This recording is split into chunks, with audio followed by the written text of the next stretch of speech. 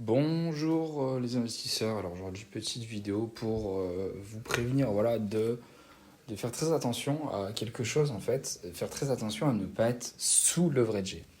Donc je m'explique, en fait il y a l'effet de levier qui consiste tout simplement à emprunter de l'argent pour l'investir et il y a le fait d'être sous-leveragé, c'est-à-dire qu'on a par exemple la capacité d'investir 30 000 euros mais on va venir investir que 10 par exemple, parce qu'on ne supporte pas la volatilité qu'il y a sur les marchés.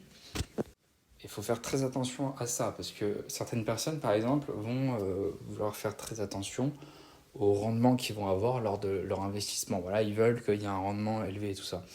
Mais à côté de ça, il y a une grosse partie de leur cash qui va dormir, en fait, tout simplement. Et donc, en fait, je me dis, ben, pourquoi pas investir dans des sociétés beaucoup plus stables en bourse, mais qui vont peut-être ne pas réussir à dégager les 10% annuels que peuvent nous offrir un ETF, par exemple, du S&P 500. Mais par contre, derrière, il y a une stabilité. Il y a beaucoup moins de stress qui est dégagé sur ces investissements-là. Et ça nous permet, du coup, derrière, d'investir beaucoup plus. Et en fait, du coup, on se retrouve avec un investissement peut-être qui va dégager que du 7% annuel.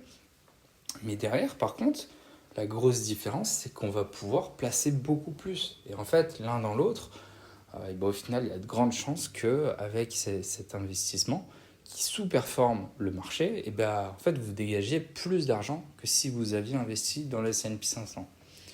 Donc c'est vraiment une réflexion à avoir. Faut faire attention à ne pas se dire, bah tiens, ok, j'ai investi dans le S&P 500. Par contre, le problème, c'est que lors de gros cracks ou voilà, de choses comme ça, bah, je ne supporte pas la volatilité qu'il y a dessus. Donc voilà, c'est tout pour cette vidéo, mais je pense que l'immense majorité des investisseurs ont ce problème d'être sous-leveragés, c'est-à-dire que voilà, ils pourraient investir beaucoup plus, mais étant dans le S&P 500, étant peut-être dans d'autres boîtes très volatiles, et ben en fait, ils ne supportent pas la volatilité qu'il y a et du coup, ils se retrouvent à faire cette erreur. Voilà, donc c'est tout pour cette vidéo.